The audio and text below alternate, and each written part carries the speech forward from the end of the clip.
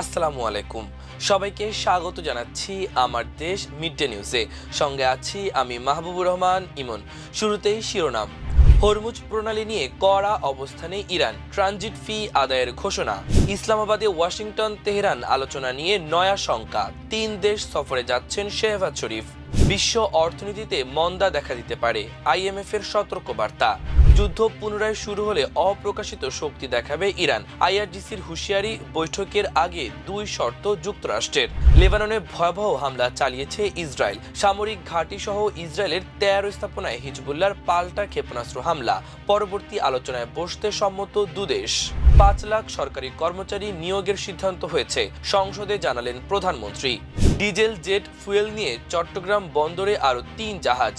শুনছিলেন সংবাদ শিরোনাম, এবার বিস্তারিত। হরমুজ প্রণালী, পারস্য উপসাগর এবং ওমান সাগরে দেশের নিরাপত্তা নিশ্চিত করতে কঠোর পদক্ষেপ নেওয়ার ঘোষণা দিয়েছে ইরানের সামরিক বাহিনী। তেহরান থেকে পাওয়া খবরে জানা গেছে, কৌশলগতভাবে গুরুত্বপূর্ণ এই জলপথে নিজেদের নিয়ন্ত্রণ জোরালো করতে নতুন কৌশল অবলম্বন করছে দেশটি। ইরানের খাতামাল আম্বিয়া সেন্ট্রাল কমান্ডের একজন মুখপাত্র জানিয়েছেন, তেহরানের প্রতিপক্ষ দেশগুলোর সঙ্গে যুক্ত কোনো তেলবাহী ট্যাঙ্কার বা জাহাজকে হরমুজ প্রণালী দিয়ে চলাচল করতে দেয়া হবে না। এছাড়া এই জলপথ দিয়ে যাতায়াতকারী জাহাজগুলোর ওপর শুল্ক ও ট্রানজিট চার্জ আরোপের পরিকল্পনা করছে ইরান সরকার। সামরিক বাহিনী এরই মধ্যে এই নতুন মেকানিজম বা প্রক্রিয়াগুলো অনুশীলনের কাজ শুরু করেছে। ইরানি কর্তৃপক্ষের দাবি, এই গুরুত্বপূর্ণ চেকপয়েন্ট দিয়ে যে কোনো জাহাজের যাতায়াত অবশ্যই ইরানি পক্ষের সঙ্গে সমন্বয় করে সম্পন্ন করতে হবে। বর্তমানে এই প্রণালীতে জাহাজের আনাগোনা স্বাভাবিক সময়ের চেয়ে অনেক কম। এর মধ্যেই ওই অঞ্চলে যুক্তরাষ্ট্রের নতুন করে অবরোধ আরোপের বিষয়টি পরিস্থিতিকে আরো জটিল করে তুলেছে। বিশ্লেষকদের মতে, আঞ্চলিক নিরাপত্তা এবং চলমান দর কষাকষির ক্ষেত্রে ইরান হরমুজ প্রণালীকে একটি দর কষাকষির হাতিয়ার হিসেবে ব্যবহার করছে।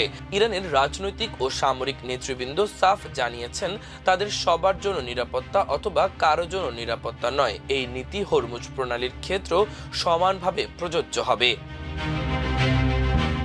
পাকিস্তান আবারও ইরান যুক্তরাষ্ট্রের মধ্যে গুরুত্বপূর্ণ আলোচনার আয়োজন করতে আগ্রহ প্রকাশ করেছে এবং এজন্য ইসলামাবাদকে সম্ভাব্য ভেন্যু হিসেবে প্রস্তাব দিয়েছে। প্রতিবেদন অনুযায়ী ইরান ইসলামাবাদে আলোচনা করতে স্বাচ্ছন্দ্য বোধ করছে। একই সঙ্গে মার্কিন প্রেসিডেন্ট ডোনাল্ড ট্রাম্প ও তার প্রতিনিধি দলকে ইসলামাবাদে পাঠানোর আগ্রহ দেখিয়েছে। তবে নির্ধারিত সময়সূচি নিয়ে কিছু অনিশ্চয়তা রয়েছে। পাকিস্তানের প্রধানমন্ত্রী বর্তমানে বিদেশ সফরে থাকায় আগামী 18 তারিখের আগে তিনি দেশে ফিরছেন না। এই কারণে ট্রাম্প 2 দিনের মধ্যে আলোচনা শুরু হওয়ার কথা বললেও তা এই সময়সীমার মধ্যে নাও হতে পারে বলে ধারণা করা হচ্ছে। পাকিস্তানের পররাষ্ট্র মন্ত্রণালয় এক বিবৃতিতে জানিয়েছে, প্রধানমন্ত্রী মোহাম্মদ শেহবাজ শরীফ 15 থেকে 18 এপ্রিল পর্যন্ত সৌদি আরব, কাতার এবং তুরস্ক সফর করবেন। সফরে তার সঙ্গে থাকছেন উপপ্রধানমন্ত্রী ও পররাষ্ট্রমন্ত্রী সিনেটর মোহাম্মদ ইশাক দার।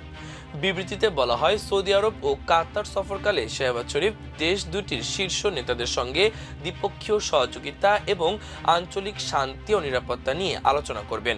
সফরের শেষ পর্যায়ে তুরস্কে অবস্থানকালে পাকিস্তানি প্রধানমন্ত্রী আন্তালিয়া ডিপ্লোম্যাসি ফোরামে অংশ নেবেন।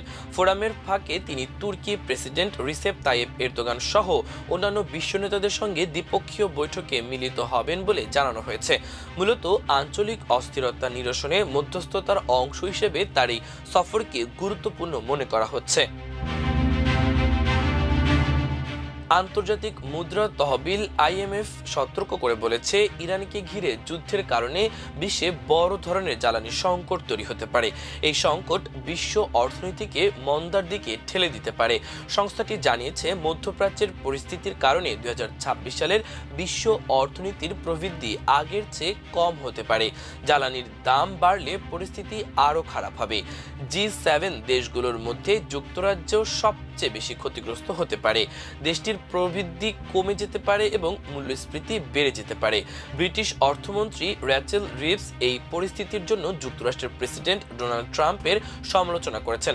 তিনি বলেন, এই যুদ্ধ তাদের না হলেও এর প্রভাব যুক্তরাজ্যকে বহন করতে হবে। আইএমএফ এর প্রধান অর্থনীতিবিদ পিয়ের অলিভিয়ের গোরিনচাস বলেন, হরমুজ প্রণালী বন্ধ হয়ে গেলে তেল ও গ্যাস সরবরাহে বড় সংকট দেখা দেবে। তিনি আরও বলেন, যদি তেলের দাম দীর্ঘ সময় ব্যারেল প্রতি $110 বেশি থাকে তাহলে বিশ্ব অর্থনীতি বড় মন্দার মুখে পড়তে পারে। আইএমএফ জানায়, উন্নতশীল দেশগুলো এবং যারা জ্বালানি আমদানি করে তারা এই সংকটে সবচেয়ে বেশি ক্ষতিগ্রস্ত হবে।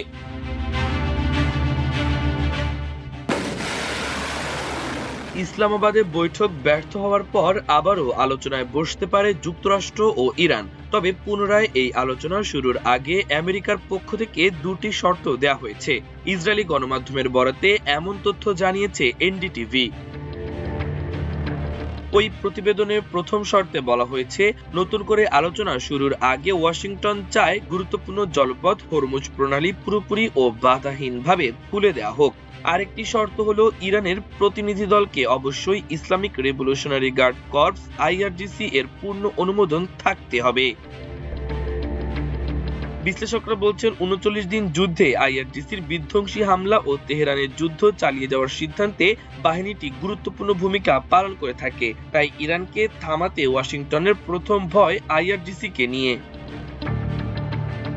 তবে ইরানের পক্ষ থেকে এই দুই শর্ত নিয়ে এখনো কিছু বলা হয়নি। এমনকি আলোচনা আবার শুরু হতে পারে এমন দাবিও নাকচ করেছে ইরান। তারা বারবারই বলে আসছে, যুক্তরাষ্ট্রকে আলোচনার টেবিলে বিশ্বাস করে না। এদিকে মধ্যপ্রাচ্যে চলমান উত্তেজনার মধ্যে আবারও কঠোর বার্তা দিয়েছে ইরান। আইআরজিসি সতর্ক করে জানিয়েছে, যুদ্ধ পুনরায় শুরু হলে তাদের অপ্রকাশিত সামরিক সক্ষমতা প্রকাশ করা হবে। বাহিনীটির মুখপাত্র হোসেন মোহিব্বি বলেন, ইরান এখনো তাদের অনেক সামরিক সক্ষমতা প্রকাশ করেনি। প্রয়োজনে এমন অস্ত্র ও কৌশল ব্যবহার করা হবে যা প্রতিপক্ষের জন্য সম্পূর্ণ অপ্রত্যাশিত হবে। তিনি আরো বলেন, সংঘাত আবার শুরু হলে ইরান আধুনিক ও নতুন ধরনের যুদ্ধ কৌশল প্রয়োগ করবে, যার মোকাবেলা করা প্রতিপক্ষের জন্য অত্যন্ত কঠিন হয়ে উঠবে। তার মতে, এমন কৌশল যুদ্ধের গতিপথই বদলে দিতে পারে। এদিকে যুক্তরাষ্ট্র ও ইরানের মধ্যে ইসলামাবাদে অনুষ্ঠিত সাম্প্রতিক বৈঠকে কোনো চূড়ান্ত সমঝোতা না হলেও যোগাযোগ অব্যাহত রয়েছে। কূটনৈতিক সূত্রগুলো বলছে, পরিস্থিতি নিয়ন্ত্রণে রাখতে শীঘ্রই আবার আলোচনায় বসতে পারে দুই দেশ।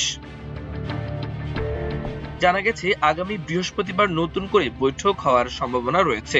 ৬ সপ্তাহের সংঘাতের অবসান ঘটাতে যুদ্ধবিরতির মেয়াদ শেষ হওয়ার আগেই একটি সমঝোতায় পৌঁছানোর চেষ্টা চলছে। এক্ষেত্রে পাকিস্তান মধ্যস্থতাকারীর ভূমিকা পালন করছে। ইসলামাবাদে বৈঠকের পরও দেশটি তেহরান ও ওয়াশিংটনের মধ্যে বার্তা আদান প্রদান চালিয়ে যাচ্ছে, যা কূটনৈতিক প্রচেষ্টাকে সচল রাখছে। কূটনৈতিক সূত্রগুলো আরো জানিয়েছে, নতুন বৈঠকের সম্ভাব্য স্থান হিসেবে আবারও ইসলামাবাদের নাম সামনে এসেছে। পাশাপাশি জেনেভাকেও বিকল্প ভেন্যু হিসেবে বিবেচনা করা হচ্ছে, যেখানে নিরপেক্ষ পরিবেশে আলোচনা এগিয়ে নেওয়া সম্ভব হতে পারে। যুদ্ধ বন্ধের জন্য ওয়াশিংটনে চলমান আলোচনার মধ্যেই দক্ষিণ লেবাননের একমাত্র সচল হাসপাতাল তেবনিনে ভয়াবহ হামলা চালিয়েছে দখলদার ইসরায়েলি বাহিনী। এতে হাসপাতালটির ব্যাপক ক্ষতি হয়েছে এবং বেশ কয়েকজন আহত হয়েছেন। শুধু হাসপাতাল নয়, ঘরবাড়ি ও বেসামরিক অবকাঠামো লক্ষ্য করে ক্রমাগত বোমাবর্ষণ চলছে। মঙ্গলবার এই হামলা চালানো হয় বলে আল জাজিরার এক প্রতিবেদন থেকে জানা গেছে। জাতিসংঘ নির্ধারিত সীমান্ত বা ব্লু লাইন সংলগ্ন এলাকাগুলোতেই ইসরায়েলি সৈন্যরা অবস্থান নিয়ে পদ্ধতিগতভাবে ধ্বংসযজ্ঞ চালাচ্ছে। বসতবাড়ি, কৃষিজমি ও গুরুত্বপূর্ণ স্থাপনা গুঁড়িয়ে দেওয়া হচ্ছে। অভিযোগ উঠেছে, একটি তথাকথিত বাফার জোন তৈরির লক্ষ্যেই ইসরায়েল এ ধ্বংসলীলা চালাচ্ছে। এদিকে যুদ্ধ বন্ধের জন্য ওয়াশিংটনে চলমান আলোচনার মধ্যে উত্তর ইসরায়েলের ১৩টি নিশানায় পাল্টা ক্ষেপণাস্ত্র হামলা চালানোর দাবি করেছে হিজবুল্লাহ। ইরান সমর্থিত সংগঠনটি বলেছে, যুক্তরাষ্ট্র ও ইসরায়েলের হামলা বন্ধ না হওয়া পর্যন্ত তাদের এই আক্রমণ অব্যাহত থাকবে। এছাড়াও গোলান মালভূমিতে অবস্থিত ইসরায়েলি সামরিক অবস্থানগুলো লক্ষ্য করে ড্রোন হামলা চালিয়েছে লেবাননের সশস্ত্র গোষ্ঠী হিজবুল্লাহ। মঙ্গলবার দিবাগত রাতে এক বিবৃতিতে গোষ্ঠীটি এ তথ্য নিশ্চিত করেছে।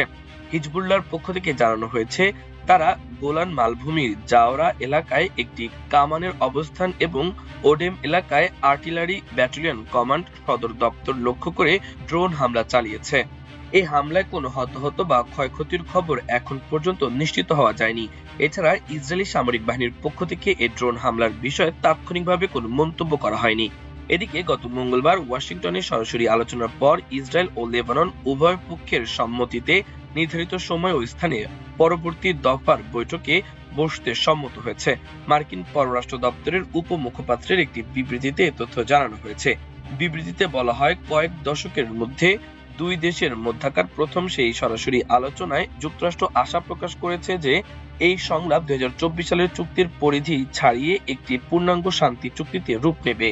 যুক্তরাষ্ট্র নিশ্চিত করেছে যে শত্রুতা অবসানের যে কোনো চুক্তি অবশ্যই দুই দেশের সরকারের মধ্য থেকে হবে এবং সেখানে যুক্তরাষ্ট্রকে মধ্যস্থতাকারী হিসেবে থাকতে হবে। অন্য কোনো পথে পৃথকভাবে আলোচনা করা যাবে না। বিবৃতিতে আরো বলা হয়েছে, যুক্তরাষ্ট্র জোর দিয়ে বলেছে যে এই আলোচনার মাধ্যমে লেবাননের জন্য বড় ধরনের পুনর্গঠন সহায়তা ও অর্থনৈতিক পুনরুদ্ধারের পথ খুলে যেতে পারে এবং উভয় দেশের জন্য বিনিয়োগের সুযোগ সম্প্রসারিত হতে পারে। ইসরায়েল পক্ষ থেকে জানানো হয়েছে, তারা সব অমীমাংসিত ইস্যু সমাধান করতে এবং অঞ্চলে নিরাপত্তা, স্থিতিশীলতা ও সমৃদ্ধি ফিরিয়ে আনতে টেকসই শান্তি অর্জনে সরাসরি আলোচনা চালিয়ে যেতে প্রতিশ্রুতিবদ্ধ। অন্যদিকে লেবানন 2024 সালের নভেম্বরে ঘোষিত শত্রুতা অবসানের চুক্তির পূর্ণ বাস্তবায়নের ওপর গুরুত্বারোপ করছে। তারা দেশের আঞ্চলিক অখণ্ডতা ও পূর্ণ রাষ্ট্রীয় সার্বভৌমত্বের নীতিগুলো তুলে ধরার পাশাপাশি অবিলম্বে যুদ্ধবিরতি এবং চলমান সংঘাতের ফলে সৃষ্ট চরম মানবিক সংকট নিরসনে কার্যকর পদক্ষেপ নেওয়ার আহ্বান জানিয়েছে। প্রধানমন্ত্রী তারেক রহমান বলেছেন, সরকার 5 লাখ সরকারি কর্মচারী নিয়োগের সিদ্ধান্ত গ্রহণ করেছে। তার মধ্যে শুধু জনপ্রশাসন মন্ত্রণালয় এবং অধীন দপ্তর ও সংস্থাগুলোতে শূন্য পদের বিপরীতে 2879 জন লোক নিয়োগের কার্যক্রম চলমান। বুধবার সকালে জাতীয় সংসদের প্রথম অধিবেশনে 14তম দিনের প্রশ্নোত্তরে লিখিত জবাবে তিনি এ কথা বলেন। চট্টগ্রাম বন্দরে সিঙ্গাপুর থেকে একটি জাহাজে জেট ফুয়েল এবং মালয়েশিয়া থেকে 2টি জাহাজ করে ডিজেল এসেছে। আজ বুধবার এসব জাহাজ থেকে জ্বালানি খালাস কার্যক্রম চলছে। বাংলাদেশ পেট্রোলিয়াম কর্পোরেশন বিপিসি জানায়, এমটি গ্রেড প্রিন্সেস জাহাজ গতকাল মঙ্গলবার সকাল 8টা থেকে ডলফিন জেটি 6 এ জ্বালানি খালাস শুরু। জাহাজটি সিঙ্গাপুর থেকে প্রায় 11,000 টন জেট ফুয়েল নিয়ে এসেছে। অন্যদিকে ইন্দোনেশিয়ার পতাকাবাহী একটি লুসিয়া সোলিস জাহাজটি 9 এপ্রিল মালয়েশিয়া থেকে রওনা দিয়ে মঙ্গলবার দিবাগত রাত 11টায় চট্টগ্রাম বন্দরে পৌঁছেছে।